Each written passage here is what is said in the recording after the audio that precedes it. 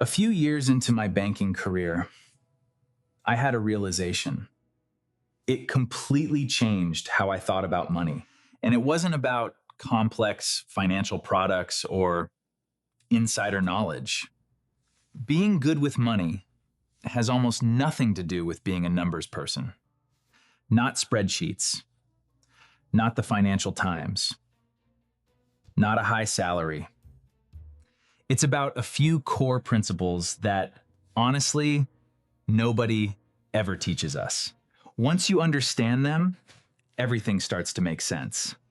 I'm Ryan Carter, 9 years in banking, trained as a chartered accountant. And I promise you, these 6 things are more valuable than most of what I learned.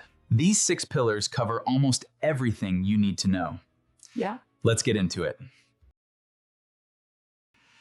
When I first started taking my finances seriously, and I did what I thought you're supposed to do. I opened a savings account, set up an automatic transfer, and felt genuinely good about it. Every month the balance went up. I felt sorted, responsible, doing the right thing. What I didn't realize, something invisible, was quietly eating into it. That something is inflation.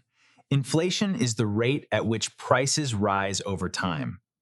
Your money loses purchasing power. If inflation is 3% and your savings pays 0.1%, you're not making money. You're losing it.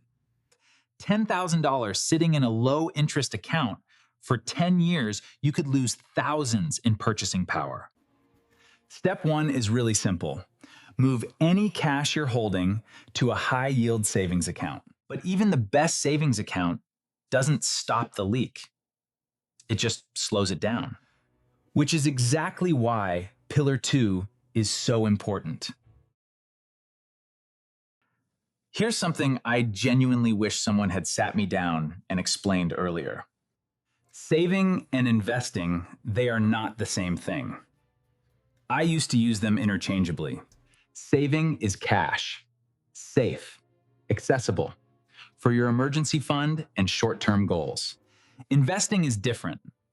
You put money into assets that have the potential to grow over time. Saving is the foundation of a house. You cannot skip it. But investing is how you build it. If all you ever do is pour concrete, you'll have a solid slab and nowhere to live. $1,000 in a savings account 10 years ago, Aris, you'd have $1,270 today. That same $1,000 in a global index fund, close to $3,000. S&P 500, nearly $3,800. Saving preserves your money. Investing grows it. You need both. Most people stay in saving mode too long. It's not just whether you invest, it's when you start. That's what I got wrong for years. Albert Einstein allegedly called compound interest the 8th wonder of the world. Whether he said it or not, the idea is absolutely right. Here's how it actually works. You invest $1,000. It grows at 8%, the long-term stock market average. Year 1, you earn $80. Year 2, you earn 8% on $1,080, and then 8% on that, and then 8% on that. Your returns start generating their own returns. That's what makes this so powerful. At first, it looks like nothing is happening. The gains are tiny. You think, is this worth it? And then, given enough time, it becomes almost incomprehensible. Buffett started investing at age 11. Roughly 97% of his wealth built after 6 to 5. Not because he got better at investing, because compounding finally had enough time. I didn't start investing until my mid-20s. I genuinely wish I'd started sooner. A 25-year-old investing $200 a month almost always ends up with more than a 35-year-old investing $400. Time beats money almost every single time. So if you've been waiting, this is your moment. About 5 years ago, someone asked how I was doing financially, and I told them my salary. It wasn't until afterward I realized that was completely the wrong answer. Your income tells you nothing about whether you're good with money, nothing about building wealth. In banking, I saw it constantly. $30,000 earners building assets, $150,000 earners paycheck to paycheck. The number that actually matters is your net worth. Assets minus liabilities. What you own minus what you owe. That is where you actually stand. When I calculated mine for the first time, it was genuinely confronting. The full picture. But once I knew it, everything changed. I was finally tracking the right thing. Calculate your net worth this week. Just once. It changes the way you see everything. For a long time, I thought all debt was bad. And honestly, I think most people feel the same. The word debt carries so much shame that most of us never actually learn how it works. Here's the truth. There are two completely different types of debt.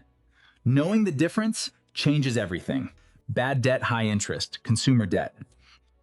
Credit cards, payday loans, buy now, pay later. If you're paying 20% on a credit card, that debt costs more than any investment can make. Good debt is different. Borrowing at a low rate to acquire something that holds value or grows. A mortgage on a property. A business loan. In some cases, a student loan. Wealthy people use debt deliberately and strategically. They borrow cheap and invest the difference. For every debt, you have asked two questions. What is the interest rate? And what did I use it for? Anything above 8% that isn't building an asset, that's the weight to drop first. Do you remember the first time you got a proper payslip? I did the maths in my head. I had a number I was expecting. And then the payslip arrived. The reality was completely different. That was my introduction to tax. I didn't understand it for years. Not understanding how tax works means you're either overpaying or missing legal ways to keep more. You don't pay tax on everything. The first £12,570 is completely tax-free. Your personal allowance. But here's where it gets more interesting. There are completely legal ways to reduce tax. Most people miss them. Your workplace pension is one of the most powerful tax tools you have. Every contribution reduces taxable income. If your employer matches contributions and you're not taking full advantage, that is literally free money. Then there are tax-free investment accounts. Up to £20,000 a year invested completely tax-free. You don't need an accountant to start. You just need to know these tools exist. So those are the 6 pillars. Together, they cover almost everything you need to know. Inflation, saving versus investing, compound interest, net worth, debt, and tax. If you understand these 6 things deeply, you are already ahead of most people. The most important thing, start somewhere. Pick one pillar. Apply it this week, not next month.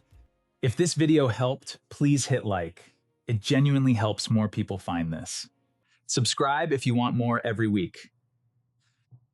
And drop a comment which pillar surprised you most. Thank you so much for watching.